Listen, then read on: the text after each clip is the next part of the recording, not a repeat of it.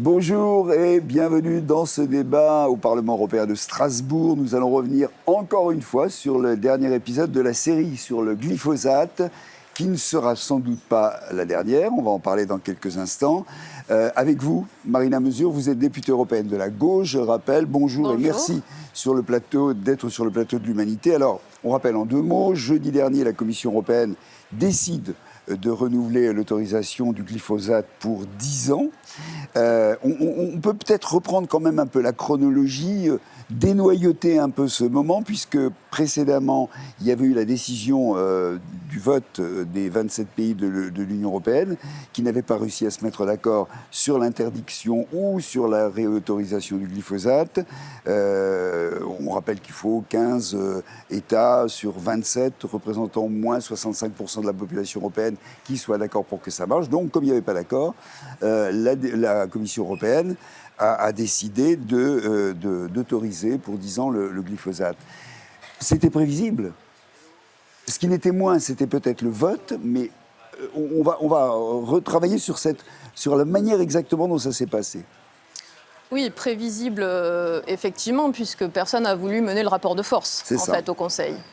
Et je pense notamment à la France. Parce que, je parle de la France parce que, rappelons-nous quand même que depuis 2017, Emmanuel Macron a dit qu'il combattrait la réautorisation du glyphosate. Il voulait l'éliminer sur 3 ans. On est en 2023. Il a la possibilité au Conseil de bloquer cette réautorisation. Et d'ailleurs, pas seulement pour 5 ans, parce que la dernière fois, c'était une réautorisation de 5 ans. Là, carrément sur 10 ans. C'est ça. Et en fait, il ne le fait pas. Donc, au Conseil, il s'abstient.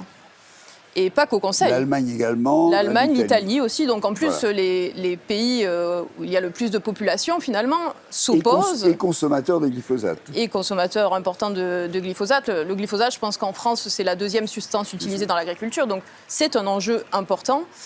Et de se dire que Emmanuel Macron a décidé de ne pas s'opposer fermement et de ne pas mener le rapport de force au Conseil est une absurdité. Et en plus, avec ces aléas, son ministre qui dit oui, on va se battre contre d'un côté, de l'autre côté au Parlement européen, parce que nous avons dû aussi nous prononcer au Parlement européen, même si, encore une fois, reconnaissons que comme c'est un acte dit exécutif, ça veut dire que le Parlement ne peut que seulement objecter. Mais en tout cas, on avait la possibilité dans la commission environnement dans laquelle je siège de s'opposer à la réautorisation. Et les députés macronistes se sont abstenus, donc comme le gouvernement. Donc à chaque moment où la France aurait pu avoir un rôle déterminant dans l'interdiction de la réautorisation du glyphosate, elle ne l'a pas fait. Ce qui veut dire que, en prenant cette décision de s'abstenir, en France, mais aussi en Italie et en Allemagne, on savait que ça allait passer, en gros. Exactement. Et finalement, en plus, c'est la commission qui valide, ce qui est quand même hallucinant. La commission, je rappelle, un organe qui n'est pas élu, qui valide la réautorisation du glyphosate sur 10 ans, avec l'impact que ça peut avoir sur la santé de nos concitoyens, mais aussi l'environnement.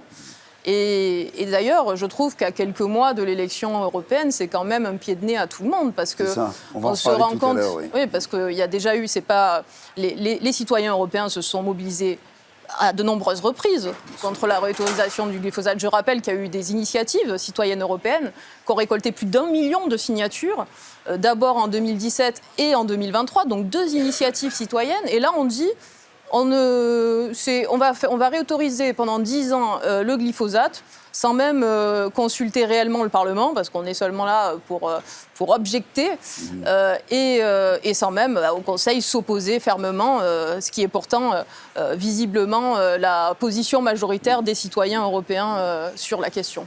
Je reviens sur la France, ça veut dire que c'est un aveu de laisser carte blanche en réalité à la Commission européenne, sachant parfaitement ce que la Commission européenne allait décider au bout du compte. Il n'y avait pas vraiment de suspense là-dessus.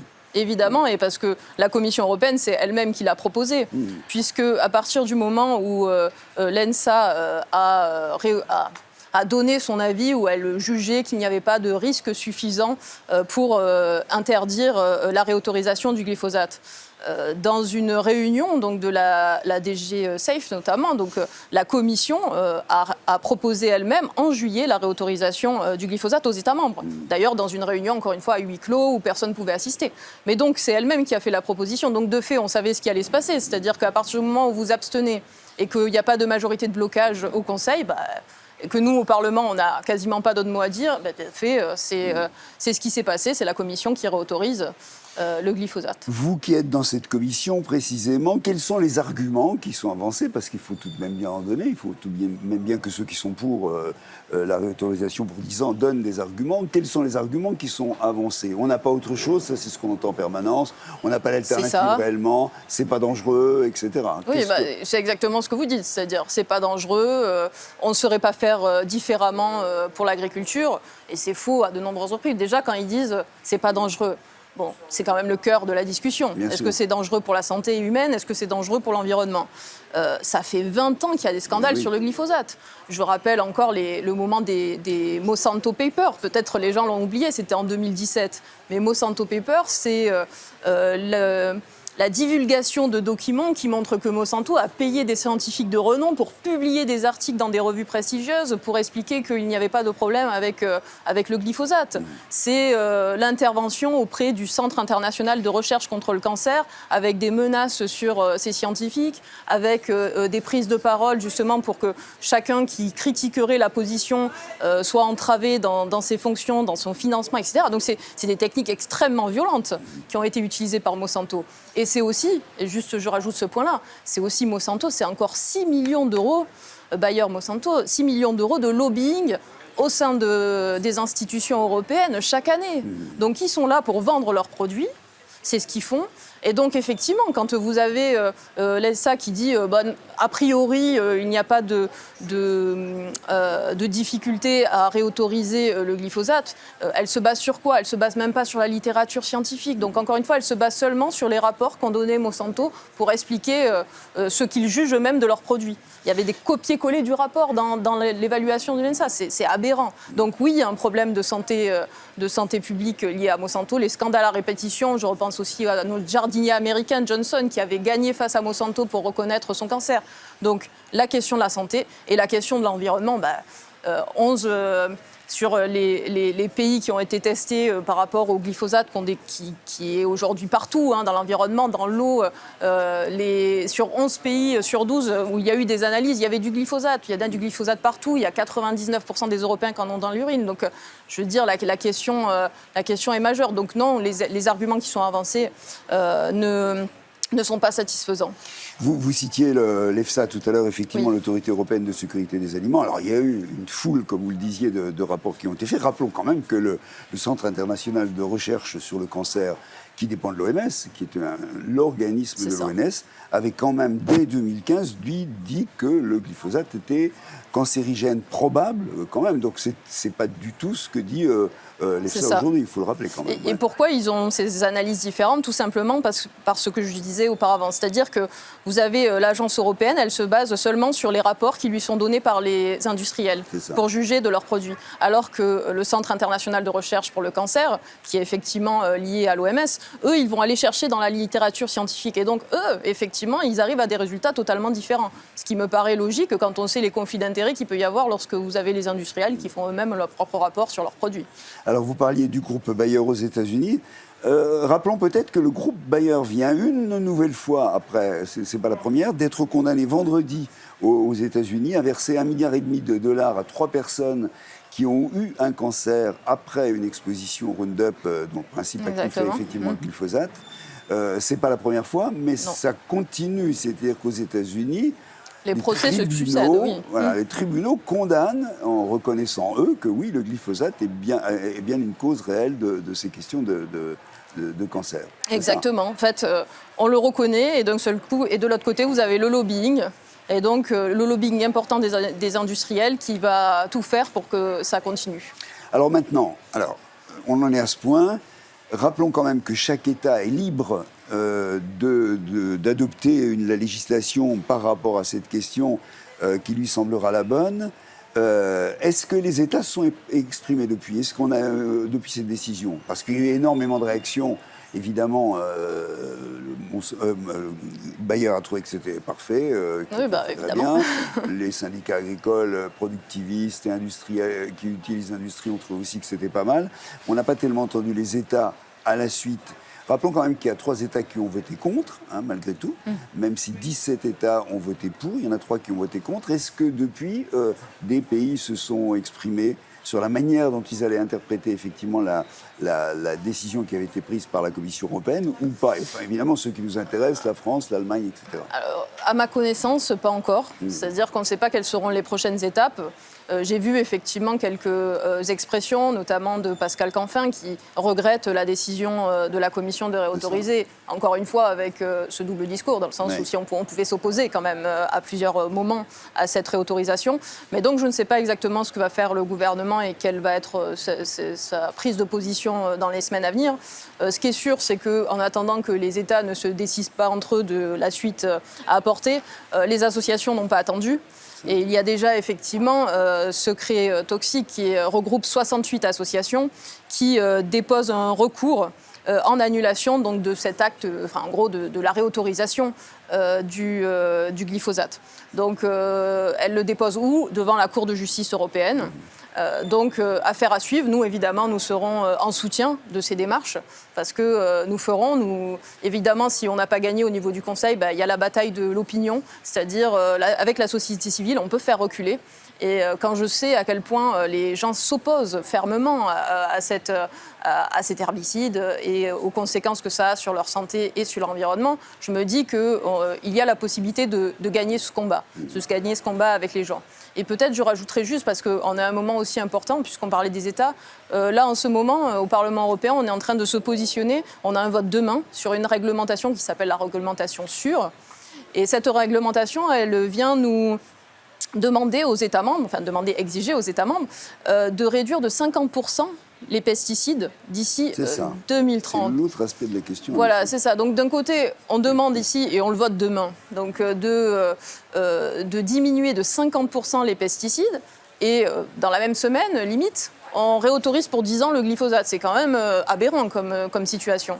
Et en plus, dans cette réglementation, que j'ai suivie aussi dans la commission Envie, on se rend compte qu'on prend en considération des nouveaux aspects. Par exemple, on dit qu'il va falloir faire attention à l'impact des pesticides dans le milieu rural, c'est-à-dire les habitations, les écoles, donc toutes les choses sur lesquelles on s'est battu pendant des années, parce qu'effectivement, il y a eu des cas de maladies autour de champs, autour d'espaces agricoles. Et donc, finalement, on avance avec cette réglementation et de l'autre côté, on réautorise avec laxisme en disant il n'y a pas de problème, on peut continuer avec le glyphosate. Donc, ça veut dire que ce n'est pas tout à fait perdu pour 10 ans. On n'en est pas encore là. Non, il faut mener la bataille. Il faut mener la bataille.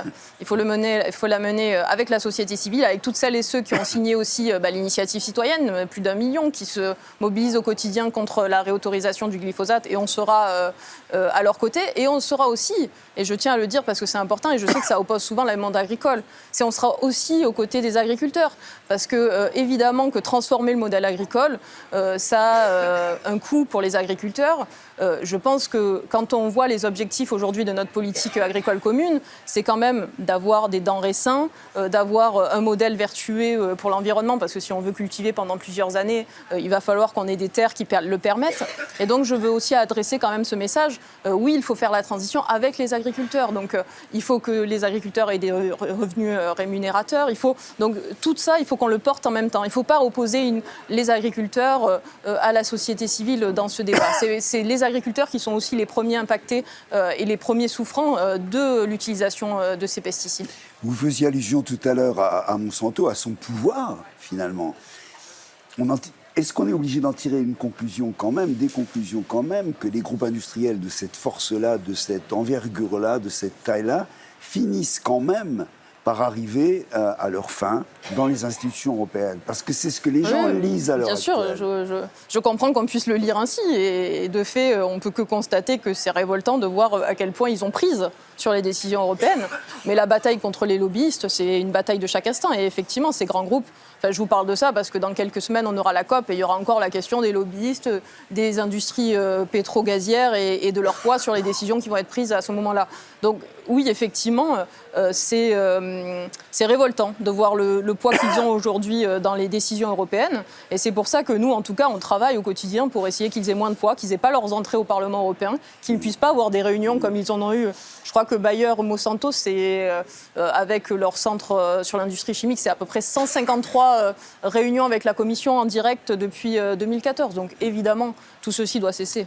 Un discrédit de l'Union européenne qui pourrait prendre forme à l'occasion d'un combat aussi emblématique que celui-là. Il y en a d'autres, bien sûr, mais celui-là en est un tout de même. C'est dans la tête des gens, c'est dans les opinions. Il y a eu des mobilisations, comme vous disiez tout à l'heure, énormes. Un nombre incroyable de rapports qui ont été faits par des associations, par des ONG, par des syndicats, etc., qu'on a sous la main. Donc c'est un véritable enjeu, c'est pas un enjeu secondaire. Et on rappelle quand même qu'on a quelques mois des élections européennes. C'est ça. Donc il va falloir expliquer aux gens pourquoi il faut aller voter. Exactement, un discrédit et le fait de se dire aujourd'hui notre voix ne compte plus. C'est-à-dire pour la France, parce que je ne connais pas dans chaque pays de l'Union européenne, mais pour la France, 70% des gens sont opposés au glyphosate. À quel moment on prend en compte leur position et leur analyse du sujet quand le gouvernement français ne s'oppose pas au glyphosate. Donc oui, effectivement, à l'approche des européennes, il y a un enjeu majeur qui est celui de redonner confiance en ces institutions. Et c'est vrai que des choses comme celle-ci ne redonnent pas confiance. Est-ce que le glyphosate peut revenir devant le Parlement européen sous une forme ou sous une autre, ou est-ce qu'on peut dire que c'est plié pour ce coup-ci ? Nous, on va continuer, comme je vous disais, à mener la bataille. Si au niveau de la Cour de justice de l'Union européenne, il y a quelque chose qui se passe suite au recours fait par les associations, eh bien peut-être ça peut être enlevé pour le faire revenir au niveau du Parlement européen. Mais il faut dire qu'on a demandé, même qu'il y ait un débat en plénière, même ça n'a pas été accepté par une partie de nos collègues dans l'hémicycle. Donc, et cette manie de pas débattre au sein du Parlement devient une habitude. Sur tous les sujets importants, que ce soit pour les pesticides, que ce soit pour l'électricité, sur tous les sujets importants, on ne veut plus débattre dans ce Parlement. Et ça, c'est quand même hallucinant parce que le Parlement, c'est les représentants des citoyens européens. Et donc, c'est là où doit se passer le débat sur tous les sujets qui intéressent nos concitoyens. Merci, Marina Mesure. On continuera bien sûr à suivre cette question au fur et à mesure de ces développements, en espérant qu'il y en aura. Merci à vous. Merci. Merci à vous qui nous avez suivis. Et à très bientôt. Au revoir. Merci.